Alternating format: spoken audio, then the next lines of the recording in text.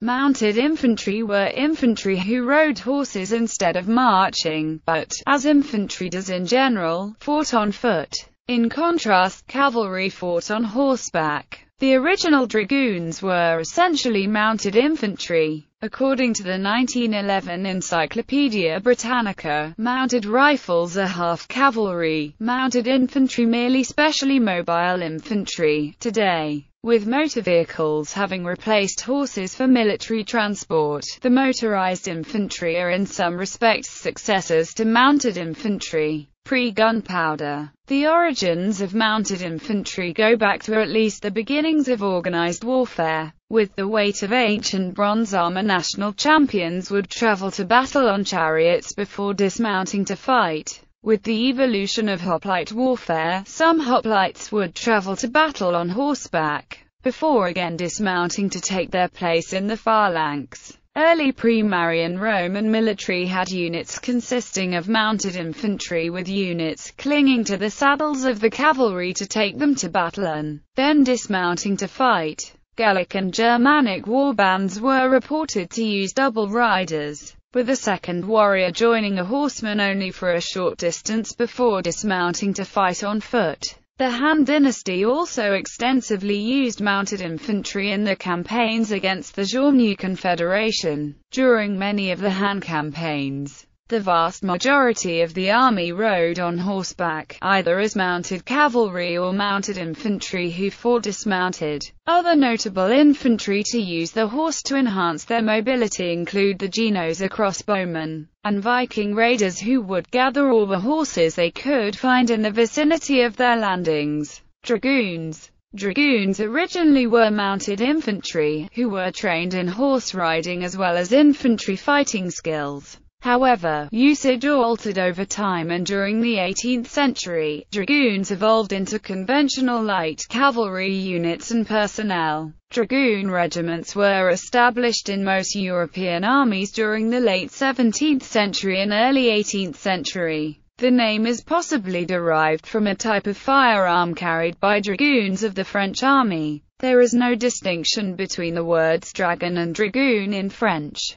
The title has been retained in modern times by a number of armored or ceremonial mounted regiments. 19th century. With the invention of accurate and quick-firing repeating rifles in the middle of the 19th century, cavalry started to become increasingly vulnerable. Many armies started to use troops which could either fight on horseback or on foot as circumstances dictated. Fighting on horseback with swords or lances would allow rapid movement without cover from enemy fire, whilst fighting on foot with rifles allowed them to make use of cover and to form defensive lines. The distinction between cavalry and mounted infantry was in practice somewhat vague, but the mid-19th century onwards some cavalry units in the American Civil War, the Boers in the First and Second Boer Wars, and others usually fought as mounted infantry. The first mounted infantry units to be named as such were raised during the Mexican-American War, and others followed. For example, in Australia in the 1880s,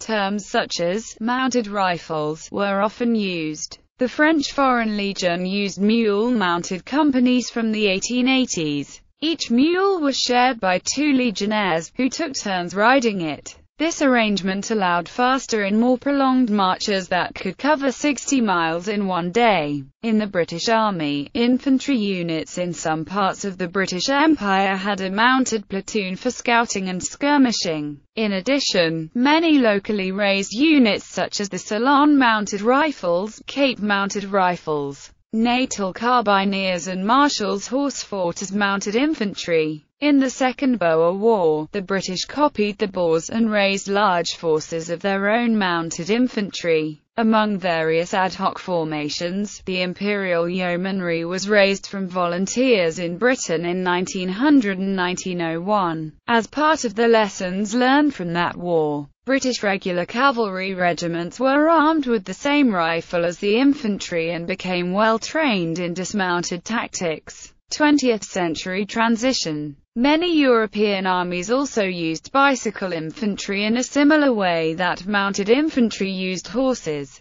However, they were handicapped by the need for proper roads. The Australian 4th Light Horse Brigade, which took part in the cavalry charge in the Battle of Beersheba during World War I, are labelled as Mounted Infantry Brigade in popular media. However, they were in fact mounted rifles, as were the New Zealand Mounted Rifles Brigade, which also took part in this battle. Mounted Rifles regiments lacked the mass of a mounted infantry battalions, as a light horse brigade could only muster as many rifles in the line as a single battalion. Consequently, their employment reflected this lack of mass, with the tactics seeking to harness greater mobility and fire to overcome opposition, rather than echeloned mass attacks. Mounted infantry largely disappeared with the demise of the horse as a means of military transport in the 1930s and 1940s. Germany deployed a few horse-mounted infantry units on the Russian front during the Second World War, and cyclist units on both fronts as well, and both Germany and Britain experimented with motorcycle battalions. Germany also utilized organic horse and bicycle-mounted troops within infantry formations throughout World War II,